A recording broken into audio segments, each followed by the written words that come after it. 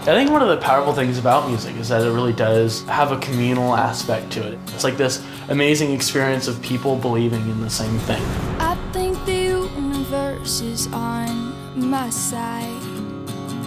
Heaven and earth have finally aligned. Chino, California. It's very simple. It's very family-esque. All the cookie cutter houses, we lived in one. We had amazing neighbors. I remember specifically the people right next door. It was Miss Marianne, Mr. Richard, and their kids, Lauren, Brittany, and Matt. We went over there every Christmas even. I mean, we were that close.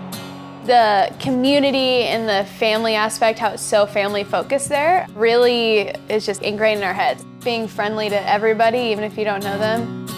Early on, we just all together just really felt like it was important that other people mattered, that life was short, and that they wanted to make a mark. Heaven and earth have finally aligned. I remember Sydney being 2 years old, and it was gonna be her first performance at church. She was just fearless. I remembered Sydney because she was Miss Personality. And then Graham was just a big teddy bear. We just loved him to death. Graham was just way more wild than most people ever see, and he was just made to be a drummer. I had a lot of drums growing up. Had vintage ones. Yeah, vintage ones, like new ones. We were basically born with instruments in hand. Noah, he always had this calm kind of peacemaker vibe, you know? And it was really cool to see him gravitate toward the bass because so many times that personality fits exactly that instrument. Days are good. Artists and musicians were in and out of the house on a regular basis, and the kids were always asking these questions. Hey, Joe. Noah. Welcome. What's going on? Yeah, Joe AYOUB was someone really early on, one of my bass mentors. And he also was the first person to let me try an upright bass. I think I used more basses than Jamie used guitars on the record. Really? Isn't that funny? Like every track? Like almost every track had a different bass. Oh, yeah, if it's a 60s one. We did, You sprinkle stardust on my Mentors and teachers in music, especially where you're supposed to be so creative, it's hard to find somebody that you feel comfortable with. But I gotta say, I always kept going back to my own dad. Jeffrey was working at a church as a music minister. So I'd go over there and it was family. Their first performance as a group was when someone from our church, her daughter died of cancer. And she came to me and said, hey, could you put together a group that'll play during the benefit walk run? It's like a moonbeam brushed across. I don't know why, but there was no plan on having them be a band. I just said, do you want to do it? And they said, sure. And then when they did this walk run, it was almost like someone just slapped my face to wake me up out of a dream. And it was like I saw it. You make me sing, ooh, la, la, la. There's definitely a lot of pros and definitely a few cons to being family and doing music together and living together. And I mean, the great thing is that we know each other really well, and that's the bad thing too. I know exactly what to say to Noah to make him be mad or annoyed, and sometimes it sucks. We have to work through stuff together, but it's definitely healthy. And we've gotten to learn, and this band has really brought us closer, I feel. So bright. Everyone always thinks that this is an overnight success, but literally we've been at this 9 years. we'd be doing tours like the first time we did Warped Tour. It's an amazing thing to do, but that is probably the hardest tour on the planet to do. We're old, doing self-promotion, walking around, talking to people. We put up like 150 posters every day. Some days, we're not playing for anyone, and we'd be out in 100-degree weather, and we feel sad. I would call my grandpa a lot, and he's always really perky and happy and fun, and gets me going. He's like, just do the work, you're gonna have a great time, I love you, bye. I don't know if I can play right. I'm nervous. And we, of course, had our, each other and our parents to help motivate us. And our mom is our tour manager when we're on the road. She's kind of like the glue and the organized one, and she's been a big part of this whole thing. Did you see that shooting star tonight? We tried to get signed forever. Years of having meetings with people. We had 3 different hills followed by valleys where we were sure this thing was happening, and it didn't happen. It was a lot of rejection. Everybody passed on the band. And then Mike Elizondo recently had gotten hired at Warner Brothers Records.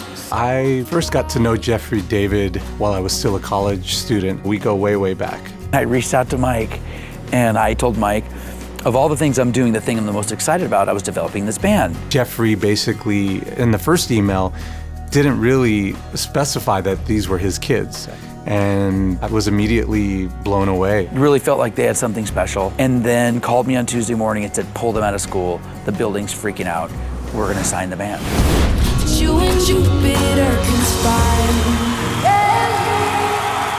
It was such a cool experience to go literally from Spanish class in high school to meeting with the president of Warner Brothers Records. I'm like, I'll take that. We went and met with Rob for 3 hours. At the end of it, Rob's like, we'd be honored if you would sign to Warner Brothers Records. Would you sign to Warner Brothers? And we all said yes.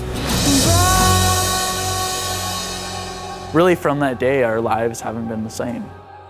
Once we signed the band, I kind of looked at it as an opportunity to just let the band figure out who they wanted to be. Early on, the message they really wanted to get across is their mission statement, and that's to spread hope and love through music to the whole world. Walking in a straight line, that's not really her style. Music plays a really big role in giving back to either your community and for us, the church, when we were growing up. And you know, when we were playing at church and stuff, we weren't getting paid. It was just for the fun of it and to reach people for a great cause.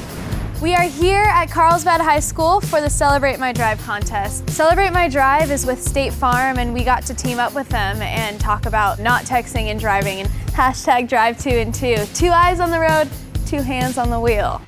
I wish that I could be like the cool kids. It's something that we often don't think of as a big deal until something big happens. A simple choice can also make a very dangerous thing happen. You know, it's been fun to do some different campaigns that support the community. Something that we just did with State Farm and getting to use our voice to help the community. It's great. With a big smile, but they It's really haven't encouraging got for me to see some of the causes that Sydney represents. And I have daughters, and my daughters look up to her, and a lot of their friends look up to her. I like cool kids because it kind of explains my life. So I'm kind of like that shy, kind of under the rock kind of girl. They're all about sharing the love and everything, and I love that. I love the connection with music. You know, live especially, we get to connect with people face to face. I can look in each of their eyes, and I can see when someone's smiling or when they're not. And it's kind of like a fun game to see how we can make somebody feel awesome. It's all about interaction and connections. We write these songs and these messages, and people are a part of it. It becomes their story too. There's not a lot of unity in the world right now, and I think music is one of the few things that really can unite people in a really cool way. State Farm celebrates great artists and the good neighbors back home who helped make them who they are today. Watch more artist stories at neighborhoodsessions.com.